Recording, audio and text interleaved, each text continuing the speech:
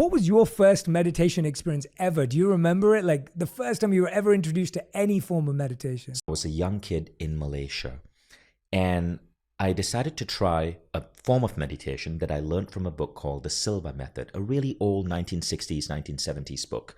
Back then, I was 14, so must have been like 1990. There was no internet in Malaysia. We had 4 television channels. So really, to pass the time by, all I did was I would browse all of the books on my father's bookshelf, and I discovered this book called The Silva Method.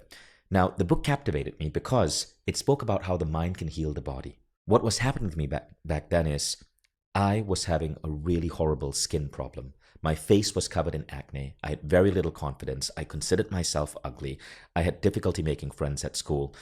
Even if I liked a girl, I had no confidence to even talk to her.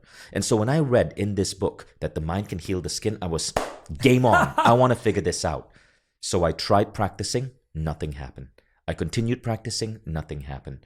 And there was very little results. But I read and reread that book over and over and over and over again. Then I started picking other books from Bob Proctor, from Wayne Dyer. I started reading these books. It became a passion.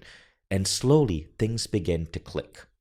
And one day, applying the Silva Method, at this point I was 17 years old, things had finally started clicking. I began to understand it's not just about hoping and wanting your skin to heal.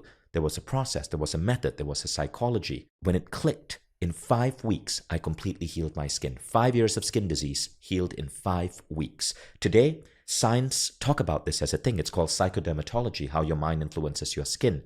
But that was my first evidence that we can use our minds to influence our bodies.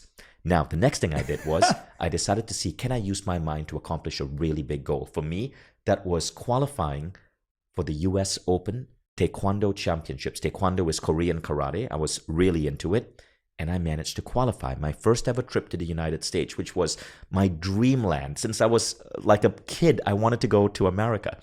My first ever trip was to the US Open to represent my country. It was in Colorado Springs in 1993. My first time I fell in love with America, but it became because I visualized that in my mind. And that was my beginning, the beginning of my fascination with the human mind that would later lead to me starting Mindvalley and writing this book.